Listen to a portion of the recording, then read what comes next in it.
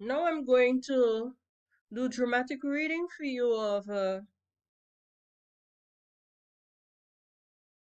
quarrel that's going on between Sophia and the fisherwoman. And I'm now at page 31. Fisherwoman in the street. Fish! Fresh fish! Get your nice fresh fish! Fish! Sophia coming down the steps. My! My! The fisherwoman says, Lady? Sophia says, What you got? I got shark, kingfish, and some cascadoo. Sophia asks, It fresh?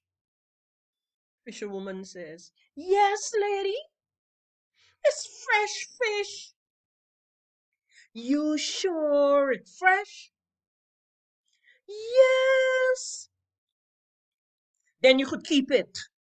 I ain't want no fish today. The fisherwoman swears in Hindustani, and Sophia coming back into the yard. She said, The same to you. And the fisherwoman said, Damn nigger. Sophia turned around, shouting in the alley, Coolie, twice in the last 3 weeks you sell me rotten fish. You damn thieving coolie. When you get the fish, what the hell you just do with it? Keep it under your bed? Rosa, dressed in a striped linen, is laughing. She comes into the street.